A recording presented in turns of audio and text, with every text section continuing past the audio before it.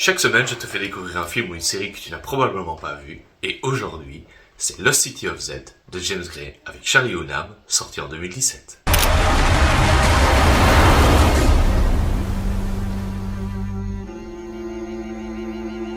Alors, Lost City of Z, ça raconte quoi? Ça raconte l'histoire de Percy Fawcett qui va partir à la conquête et à l'aventure de la cité perdue de Z, et justement.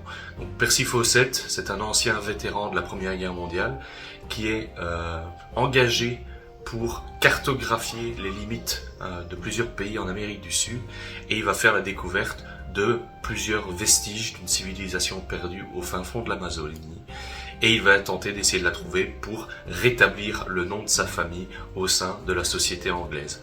C'est assez prenant comme histoire, c'est pour ça que je vous le recommande, parce que c'est vraiment dépaysant. On va suivre donc le voyage initiatique de ce personnage principal qui va tout délaisser, sa famille, son nom, son prestige au sein de la société anglaise, pour partir à la recherche d'une obsession au cœur de la forêt amazonienne. Et c'est vraiment tout ça qu'on va y retrouver. Vous allez y retrouver tous les dangers que vous pouvez ressentir dans une forêt, que ce soit des indigènes, des créatures sauvages, des piranhas. Vous allez retrouver tout ça, et c'est vraiment une aventure dépaysante, prenante, attachante, et un vrai récit initiatique au fin fond de cette Amazonie dans Lost City of Z de James Gray.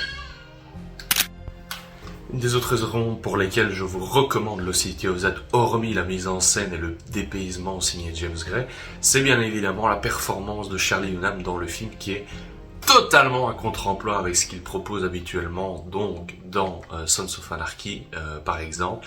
Il est touchant, il est absolument motivé, il n'a qu'un seul but dans la vie, c'est de trouver justement cette cité de Z, et il va vraiment tout faire pour y retourner justement, parce qu'il va y aller plusieurs fois dans le film là-bas.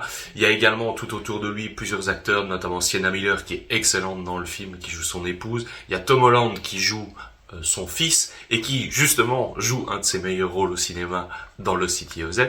Et en plus de ça, il y a Robert Pattinson, toujours dans une performance à contre-emploi, évidemment pour totalement s'émanciper de son rôle de Twilight.